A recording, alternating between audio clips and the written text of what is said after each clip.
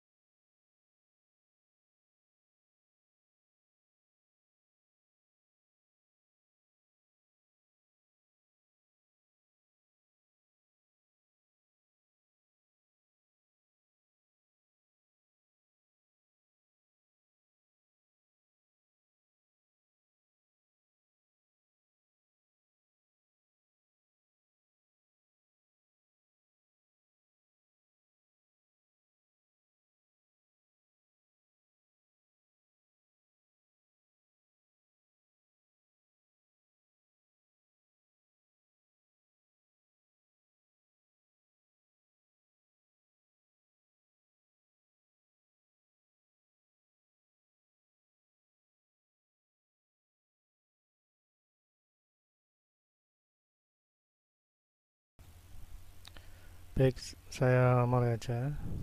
Di pertemuan kali ini kita melanjutkan pertemuan sebelumnya tentang backup gambar CCTV yang kita pelajari. Sekarang lebih fokus ke Dropbox-nya ya, berbasis berbasis web kayak cloud system ya. Itu macam-macam, ada cloud PC atau komputer, ada cloud storage. Nah, nanti kita bahas tentang Dropbox-nya. Baik, saya mulai. Saya tunjukkan dulu aja untuk websitenya ya. Itu mesti kita siapkan dulu email sama akun ya, akun Dropbox-nya. Coba ini saya tampilkan.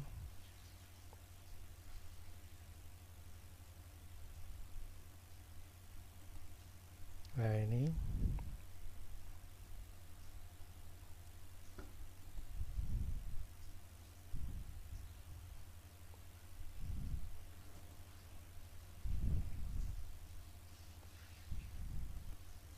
Ya, di sini ada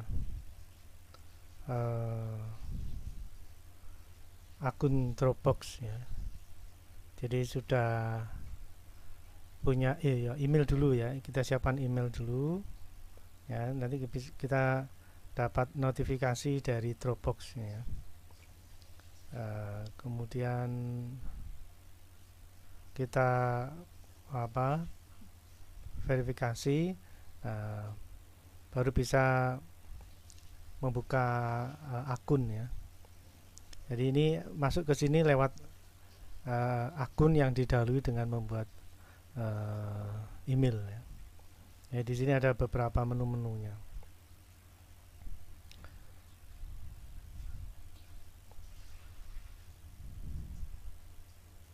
Baik, saya lanjutkan ke materi.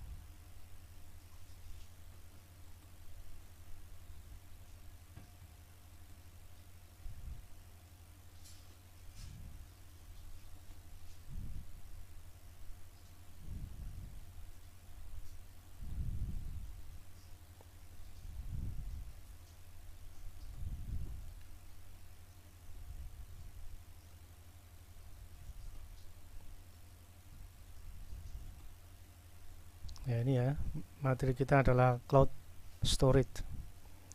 Jadi sejak internet berkembang pesat ya, apalagi sekarang sudah hampir semua aplikasi berbasis web atau internet. Ya, sejak internet berkembang pesat, media penyimpanan menawarkan alternatif baru yaitu cloud storage dan cloud computing. Ya. Sekarang ada juga cloud computing. Ya. Kalau cloud computing itu lebih cenderung internetnya sebagai jaringan daripada menggunakan kabel dari satu kota ke kota yang lain. Maka lebih mudah bila menggunakan jalur internet ya. Nah, itu lebih ke jaringannya kalau cloud computing. Demikian juga server ini juga di implementasi cloud computing juga. Tapi cloud storage ini juga merupakan server juga ya. Seperti tadi yang saya tampilkan, Dropbox itu sebenarnya juga server juga. Cuman kita menjadi atau bisa mengaksesnya itu harus mempunyai akun ya, mempunyai keanggotaan. Yang lebih dulu diawali dengan membuat email ya. Kemudian keduanya atau cloud storage dan cloud computing ini sangat berkaitan erat dan mengandalkan jaringan internet ya. Jadi misalkan penyimpanan cepat ya harus punya bandwidth yang besar. Jadi aksesnya itu ditentukan dengan dominan oleh jaringan internet, misalkan bandwidth misalkan.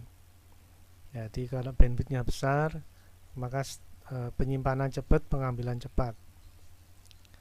Jadi kalau bandwidthnya kecil ya, bandwidth kecil besar tuh gini, misalkan hari ini tuh saya menggunakan bandwidth sekitar 10 Mbps sehingga kita bisa streaming. Kalau kurang dari 2 biasanya saya nggak berani karena pasti akan terputus di tengah jalan. Nah itu gambarannya seperti itu ya. Jadi semakin besar bandwidthnya, maka aksesnya semakin cepat dan implementasi aplikasinya jadi lebih mudah. Seperti sekarang streaming jadi mudah ya, tidak terputus, tidak terhalang. Demikian juga saat kita menyimpan gambar CCTV, upload gambar dan download gambar, itu kalau menggunakan bandwidth yang besar ya tentunya menjadi mudah ya, tidak lemot, tidak loading, tidak terputus ya. Tapi kalau bandwidthnya besar, cepat uploadnya ya, tidak terputus, lancar ya, dan sebagainya lah gitu. Jadi lebih dominan di kualitas service dari jaringan internetnya. Sebagai media penyimpanan online, cloud storage dan cloud computing menawarkan berbagai kelebihan yang memudahkan penggunanya atau user atau kita sendiri. Jadi kita dipermudah dengan hal-hal yang berhubungan dengan data, akses data, storage atau penyimpanan, jaringan. Nah, itu semua dipermudah. Pengertian dipermudah itu tidak terbatas jarak dan tidak terbatas waktu ya. Jadi jaringan internet ini sangat membantu kita. Baik, saya lanjutkan lagi materinya. Cloud storage merupakan media penyimpanan online ya, dengan koneksi internet untuk akses data. Ya, dari sini kita sudah bisa melihat spesifikasi internet apa yang kita butuhkan ya. Jadi otomatis ya bandwidthnya harus besar, paket datanya itu bandwidthnya ya, Mbps-nya harus besar gitu. Ya, jadi jangan kalau kita fokus ke cloud storage lalu kita beli paket 5 hari misalkan, nah itu nanti repot nanti ya. Jadi kalau kita fokus ke cloud storage, penyimpanan data gambar CCTV ya, tentunya yang dipilih adalah apa istilahnya 30 hari atau misalkan unlimited apa lah istilahnya. Jadi spesifikasi koneksi internet itu betul sangat diperhatikan ya.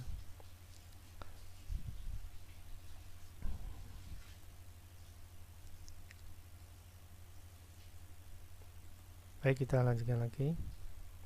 Menyimpan data menggunakan cloud storage lebih aman dari serangan virus. Ya, memang akhirnya kayak Dropbox ini yang menangani virus. Kalau ada serangan virus ya Dropbox-nya bukan kita ya. Jadi sebenarnya virus itu ada aja. Cuman kita sendiri sebagai user yang tidak repot ya. Sama dengan kalau kita sewa server dari sebuah penyedia jasa apa web apa istilahnya itu website ya, atau penyedia menyewa hosting misalkan. Kemudian kita juga dikenai cas saat sewa hosting dan kapasitas penyimpanan ya, berapa Mbps yang kita bisa pakai. Nah itu kan kita mesti dicas biayanya. Nah maka yang mengelola adalah yang punya aplikasi itu ya. Di misalnya virus atau pengembangan database server PHP update itu juga penyedia penyewaan website ya. Nah kalau cloud storage ini kan kita istilahnya pakai punyanya Dropbox. Nah servernya Dropbox sendiri yang mengelola, cuman biasanya kapasitas memori yang disediakan Dropbox itu kecil ya, paling ya puluhan megabyte ya, kecil pokoknya. Sehingga kalau kita tertarik dan ingin mempunyai kapasitas yang besar ya bayar ya. Jadi disediakan gratis tapi kapasitas kecil, dan kalau kita tertarik untuk menggunakannya ya kita bisa request kapasitas penyimpanan dan mesti membayar per bulan, ada paket-paketan. Baik, kita lanjutkan lagi. Namun kendala cloud ini ya, serangan virus, kerusakan hardware seperti yang terjadi pada hard disk atau flash disk. Nah, terutama penyimpanan di cloud storage ya, kita sudah nggak mikir hard disk atau media simpan ya, mereka sendirilah yang menyediakan. Beda lagi kalau kita menginstall server sendiri ya, kita harus siap hard disk yang kapasitas berapa tera gitu ya, atau penyimpanan pada flash disk ya kita harus siapkan flash disk kapasitas tertentu ya. Tapi kalau kita sudah pakai cloud storage menggunakan Dropbox misalkan atau yang lain kan masih ada ya, maka yang menyediakan adalah server mereka. Nah biasanya kita dikasih free dulu tapi kapasitas kecil. Kalau kita tertarik dan ingin menambah kapasitas ya kita harus bayar ya. Berikutnya, namun kendala cloud storage adalah kapasitas terbatas. Nah ini ya. Sehingga saya itu mega ini, 50 megabyte. Diharapkan kita tertarik untuk menambah kapasitas ya, harapan mereka begitu ya. Nah jadi kapasitas terbatas ini memang cara pihak cloud storage server yang ingin kita menggunakan gratis dulu, ingin tahu kemudahan apa yang kita peroleh. Bila tertarik, nah kita bisa pakai yang berbayar ya, maksudnya seperti itu. Berikutnya, kalau ingin mendapatkan ruang penyimpanan lebih besar, bisa menggunakan layanan cloud storage berbayar. Nah ini, jadi kalau misalkan kita perlu yang lebih besar ya, kita pilih yang berbayar ya. Nah, berbayar itu biasanya kita bayar dulu 1 tahun ke depan ya, lalu kita perpanjang dengan membayar lebih dulu ya. Itu semua sebuah pilihan ya. Berikutnya, cloud storage membutuhkan kapasitas yang lebih besar untuk menyimpan data. Sedangkan cloud computing membutuhkan keberadaan memori atau CPU yang lebih cepat ya, yang lebih banyak. Karena jaringan semakin banyak, butuh komputer yang banyak ya, otomatis ya. Cuman cloud computing itu lebih cenderung ke jaringannya. Komputer ya komputer kita sendiri, jadi kita memanfaatkan jaringan internet yang ada, lalu ada yang mengelola, ya, mereka mempunyai sistem jaringan yang baik, ya. Jadi kita menggunakan jaringan mereka itu kalau cloud computing plus kayak hubnya lah atau switchnya. Baik, kita lanjutkan lagi.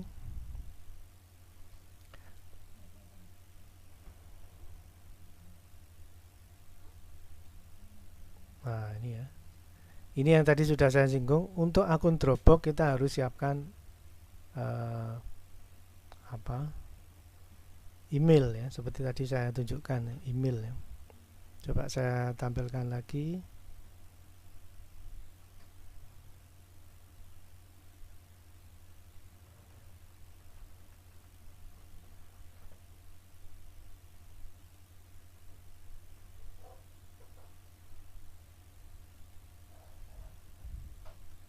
Nah, ini emailnya.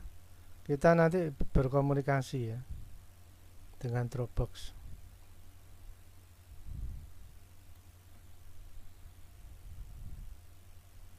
Nah, seperti connected dan sebagainya, ini komunikasi awal, ya. Ya, ini memang mesti kita baca kalau ada catatan dari Dropbox-nya. Setelah itu kita bisa masuk ke, karena kita sudah punya akun, maka kita bisa masuk ke server mereka untuk menyiapkan media tempat untuk menyimpan, ya. Jadi file-filenya yang mau disimpan, lalu file itu akan perlu kita share dan sebagainya, itu bisa diatur di sini. Tapi lebih dulu kita siapkan email, ya. Coba ini saya lanjutkan lagi.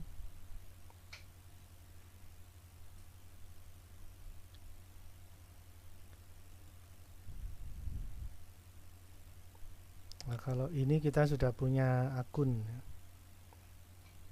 Ini asumsinya kita sudah punya akun. Nah, kalau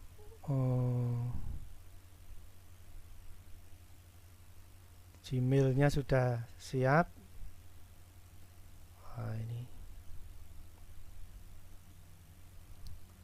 ini panduannya.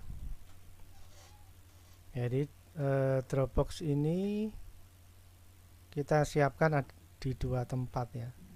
Yang pertama, mendownload dan menginstal Dropbox. Untuk menggunakan sinkronisasi Dropbox, kita perlu menginstal aplikasi Dropbox di perangkat yang akan kita gunakan, ya. Ini ada link untuk download. Jadi di PC kita harus ada akun, ya, aplikasi, ya, aplikasi Dropbox. Lalu menghubungkan aplikasi Dropbox ke akun Dropbox tadi sudah saya singgung di awal ini, akun Dropbox dan aplikasi Dropbox. Jadi akun Dropbox itu di websitenya, tapi kalau aplikasi Dropbox itu di komputer kita. Nah, aplikasi di komputer dengan akun di Dropbox ini nanti bisa saling berkomunikasi, gitu. Nah, setelah Dropbox terinstall, maka kita perlu menghubungkan ini, ya, menghubungkan ke akun Dropbox kita. Kita juga dapat menggunakan akun Google untuk terkoneksi ke Dropbox. Jadi email atau akun yang sudah ada di Gmail juga bisa digunakan. Maksudnya seperti itu.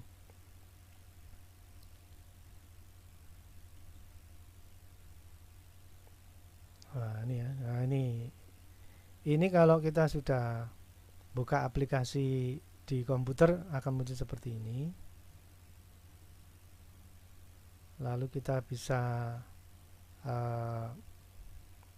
memasukkan email kita, ya. Jadi di sini email nih, masukkan email.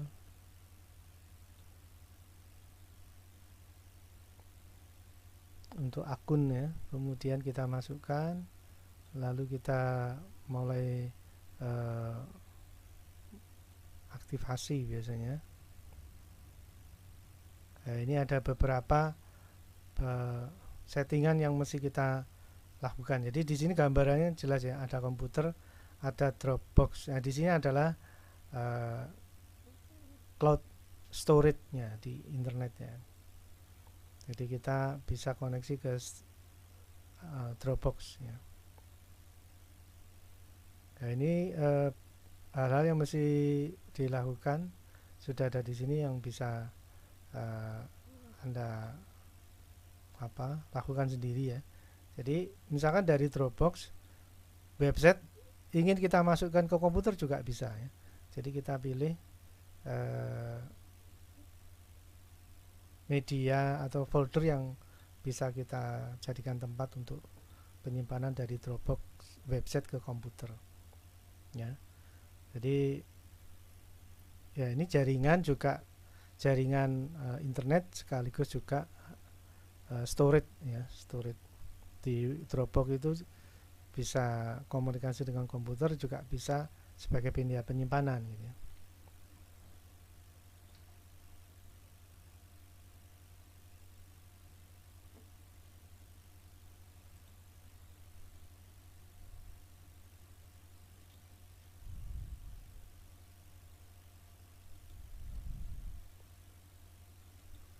Nah, coba materinya saya lanjutkan lagi.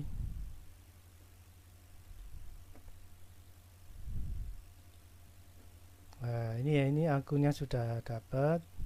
Kita bisa masuk ke Dropbox web ya, website webnya Dropbox ya. Seperti tadi saya tunjukkan. Lalu kita bisa melakukan penyimpanan misalkan dari CCTV ya ke router. Setelah kita berkomunikasi dengan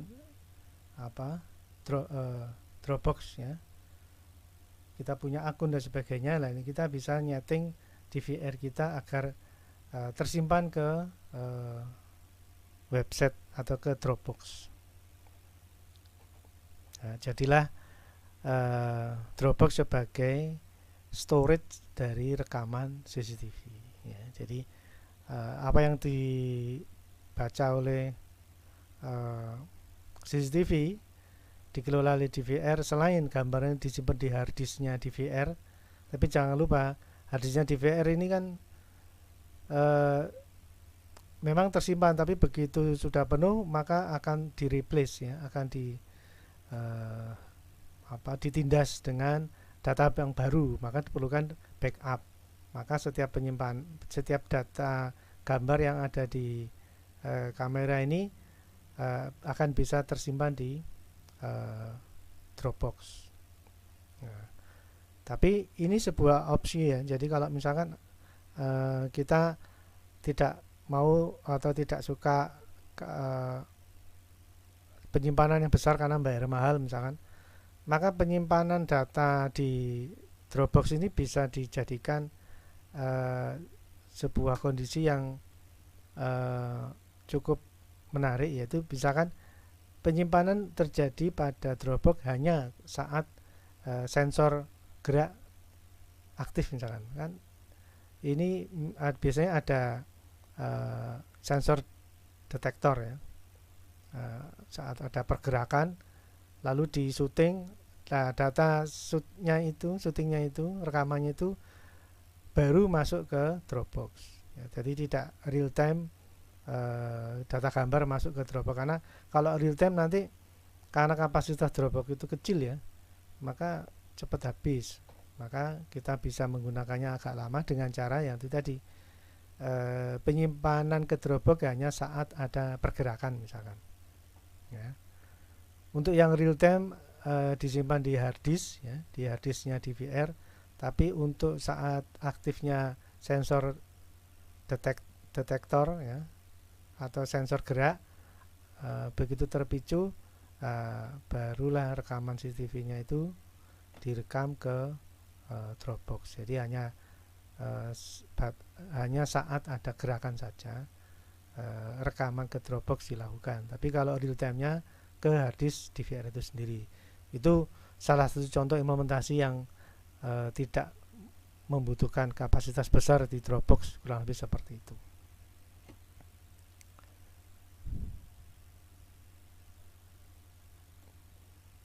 Baik, saya kira itu ya yang bisa saya sampaikan, dan mohon maaf bila eh, jadwalnya agak bergeser-geser ini ya, karena jaringannya tidak bisa diandalkan karena musim hujan terus ini.